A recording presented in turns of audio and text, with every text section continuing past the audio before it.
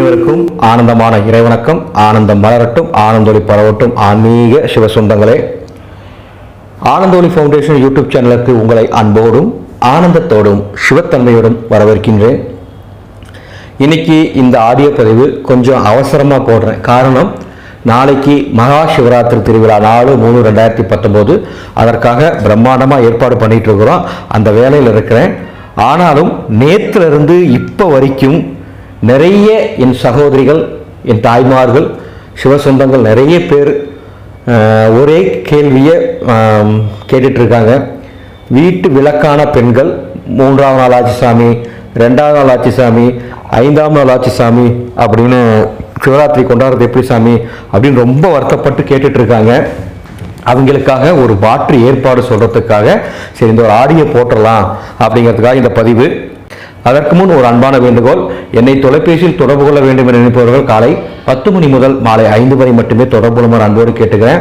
இன்னொரு அன்பு வேண்டுகோள், இன்னைக்கு நாளை மறுநாள் அதற்கு அடுத்த நாள், அதாவது ஞாயிறு, திங்கள், செவ்வாய், அதாவது 3/3/2019, 4/3/2019, 5/3/2019 என தொலைபேசியில் கூப்பிடாதீங்க. கண்டிப்பாக என்னால் அதிகம் பேச முடியாது. செவ்வாய்க்கிழமை ஃபுல்லாக ஓய்வில் இருப்பேன். புதன்கிழமை வழக்கம் போல் நீங்கள் கூப்பிடுங்க. உங்களுடைய சந்தேகங்களுக்கும் நான் நிச்சயமாக வழிகாட்டுறேன். மேலும் இன்னொரு அன்பான வேண்டுகோள், பைராளி சக்தி பீடத்தின் கட்டுமான பணிக்கு உதவுவதற்காகவும் ஆன்மீக பணிக்கு உதவுவதற்காகவும் எளிய ஜோதிட பரிகாரம் அடங்கிய சிகப்பு ஜோதிடம் அப்படிங்கிற நூல் அறிமுகப்படுத்தியிருக்கேன். 560 ரூபாய் வருது. வீட்டில் இருந்து பரிகாரங்கள் செய்து கொள்ளும் நூல். அடுத்து தினமொரு மந்திரம் 2019 அப்படிங்கிற நூல் அறிமுகப்படுத்தியிருக்கேன். அந்த புத்தகத்தின் விலை 300 ரூபாய். பணாட்சியம் நூல் அப்படிங்கிற நூலை அறிமுகப்படுத்தியிருக்கேன். அதனுடைய விலை 400 ரூபாய். பணம் தங்குவதற்குண்டான சூட்சமங்கள் அடங்கிய ஒரு அற்புதமான நூல். இந்த நூலை நீங்கள் வாங்குவதன் மூலமாக எங்களது ஆன்மீக பணிக்கு உங்களால் ஆன பங்களிப்பை நீங்கள் தருவீர்கள் என்று நம்புகின்றோம். சரி, இன்னைக்கு விஷயத்துக்கு போகலாம். சிவராத்திரி கொண்டாட ஏற்பாடு பண்ணிட்டு திடீரென்று வீட்டு விளக்கான பெண்கள், இதை கொஞ்சம் கவனமாக கேளுங்க. இதை கேட்டுட்டு இருக்க பெரியவங்க, சின்னவங்க யாராக இருந்தாலும் கொஞ்சம் உடனே ஷேர் பண்ணுங்க. நிறைய பெண்கள், உங்கள் கணவன்மார்கள் இதை கேட்டுட்டு இருந்தாலும் உங்கள் மனைவிட்ட சொல்லுங்க. உங்கள் மனைவி வீட்டு விளக்கானாங்கன்னா, அவங்க சிவராத்திரி கொண்டாட நினைச்சாங்கன்னா இந்த முறையில் கொண்டாட சொல்லுங்க. சிவனுடைய பரிபூர்ணமான அருள் கிடைக்கும். நிறைய பேர் இதை ஷேர் பண்ணுங்க. எல்லாருக்கும் போகட்டும். எல்லாருக்கும் சகோதரிகள், சொந்தக்காரங்க யாராக இருந்தாலும் வீட்டு விளக்கான பெண்கள் சிவராத்திரி கொண்டாட ஆசைப்பட்டாங்கன்னா கோயிலுக்கு போக வேண்டாம், இந்த முறையில் கொண்டாட சொல்லுங்க. சிவராத்திரி விரதத்தை கடைபிடிக்க நினைக்கிறவங்க வீட்டு விளக்கு ஆகும் பொழுது 5 நாட்கள் கழித்து சுத்தமான பெண்கள் மட்டும்தான் சிவராத்திரி விரதம் கொண்டாடணும். மற்ற பெண்கள் என்ன பண்ணணும் அப்படின்னா, கோயிலுக்கு போக வேண்டாம். வீட்டு பூஜை அறையில் நீங்கள் எதுவும் சொல்ல வேண்டாம், எதுவும் போய் செய்யக்கூடாது. ஏன்னா வீட்டு விளக்கான 2வது நாள், முதல் நாள், 3வது நாள், 4வது நாள், 5வது நாள் இந்த பாதிப்பில் இருக்கக்கூடிய பெண்கள் இதை கவனமாக கேளுங்க. நீங்கள் என்ன பண்ணணும்னா, சிவனுடைய அருளுக்கு பாத்திரமாகணும்னா இந்த பெண்கள் ஒரு நோட் எடுத்துக்கோங்க.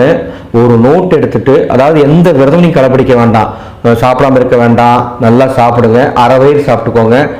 அசைவ உணவு வேண்டாம், சைவ உணவு மட்டும் சாப்பிடுங்க. ஒரு நோட் எடுத்துட்டு முதல் ஜாமத்திலிருந்து எத்தனை ஜாமம் உங்களால் விழித்திருக்க முடியுமோ அத்தனை ஜாமத்துக்கு ஓம் சிவாய நம சொல்லாதீங்க, வாய் விட்டு சொல்ல வேண்டாம், கையில் எழுதுங்க. ஓம் சிவாய நம, ஓம் சிவாய நமன்னு உங்களால் எத்தனை ஜாமம் எழுத்திருந்து எழுத முடியுமோ தொடர்ந்து எழுதுங்க. அந்த எழுத எண்ணிக்கை 108, 308, 408, 508, 1008ன்னு 8ல் முடிகிற மாதிரி அந்த எண்ணிக்கையை முடிங்க. நீங்கள் 1008 எழுதினாலும் சரி, 1,08,000 எழுதினாலும் சரி, அல்லது 708 எழுதினாலும் சரி, எத்தனை எழுதினாலும் சரி 8ல் முடிகிற மாதிரி எழுதிக்கோங்க. நீங்கள் இதை மட்டும் செய்யுங்க. விரதம் இருக்க வேண்டாம். தீட்டு இருக்கும்பொழுது மந்திரம் சொல்லக்கூடாது, பாவம் வந்து சேரும். சிவன் கோயிலுக்கு போகக்கூடாது, பாவம் வந்து சேரும். வீட்டு பூஜை அறையில் எதுவும் செய்யக்கூடாது, பாவம் வந்து சேரும். இதை நீங்கள் இருக்கிற இடத்துல பெட்ரூமில் உட்காந்து அல்ல ஹாலில் உட்காந்து இதை மட்டும் எழுதுங்க. வீட்டில் இருக்கிற மற்றவங்க சிவராத்திரி விரதத்தை கடைபிடிக்கலாம், கோயிலுக்கு போகலாம். இந்த விளக்கான பெண்கள் மட்டும் போக வேண்டாம். 5 நாட்கள் முழுமையாக முடிவடைந்த பெண்கள் தாராளமாக நீங்கள் கோயிலுக்கு போங்க, விரதம் இருங்க. வழக்கம் போல என்ன வழிபாடு பண்ணுவீங்களோ வழிபாடு பண்ணுங்க. இந்த விஷயத்தை கொஞ்சம் எல்லாருக்கும் சொல்லுங்க. நாளைக்கு ஒரு நாள்லாம் குறுக்க இருக்கு. நாளைக்கு சிவராத்திரி கொண்டாட நினைக்கிற பெண்கள், வீட்டு விளக்கான பெண்களுக்கு இது மிகப்பெரிய ஆறுதலாக இருக்கும். எல்லாருக்கும் சொல்லுங்க. மீண்டும் சிவராத்திரி முடிந்து ஒரு நல்ல ஆன்மீக தகவலோடு சந்திக்கிறேன். ஆனந்தம் மலரட்டும், ஆனந்த ஒளி பரவட்டும். இந்த சிவ இரவு சிவராத்திரி உங்களுக்காக நான் இறைவனை முழுமையாக பிரார்த்தனை பண்ண போறேன். மீண்டும் அடுத்த தகவலை சந்திக்கிறேன். ஆனந்தம் மலரட்டும், ஆனந்த ஒளி பரவட்டும்.